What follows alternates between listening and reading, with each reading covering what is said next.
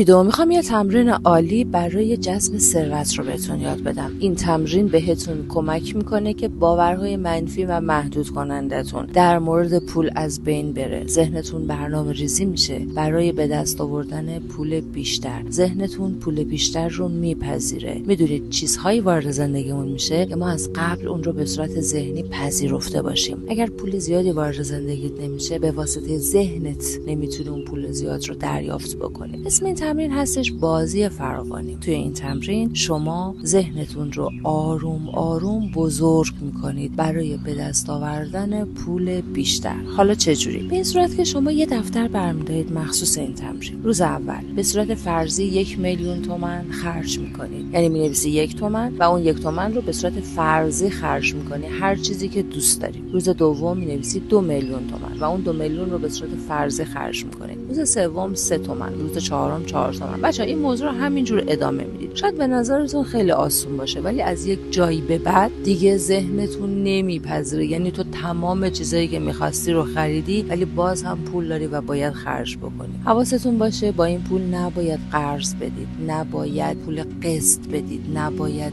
بنویسید که مثلا قسط فلان واممو دادم، یا نمیدونم به فلان دوستم قرض دادم یا کار خیر کردم. این پول رو فقط و فقط باید برای خودتون خرج بکنید و برای کسایی که دوست دارید خرج بکنید. چیزی بخرید، کالا بخرید. بچه‌ها این بازی شاید به نظر خیلی ساده بیاد، اما وقتی که انجامش میدید، وقتی که مینویسیدش و وقتی که ادامهش میدی، متوجه میشید که کم کم ذهنتون داره برای خرج کردن پولهای بزرگتر آماده میشه. از جایی به بعد شما دیگه نمیدونید واقعا باید چی بخرید. یعنی دیگه به خرید بزرگترین چیزایی که میخواید میرسید و بعد نمیدونید. اونجاست که قفلهای ذهنیتون باز میشه. اونجاست که ذهنتون باورهای منفی و محدود کننده رو داره پس میزنه و داره خودش رو آماده دریافت پولهای بیشتری میکنه. این تمرین رو حتما برای دوستات بفرست و خودت هم حتما انجام بده. من از این تمرین نتایج شگفت انگیزی گرفتم.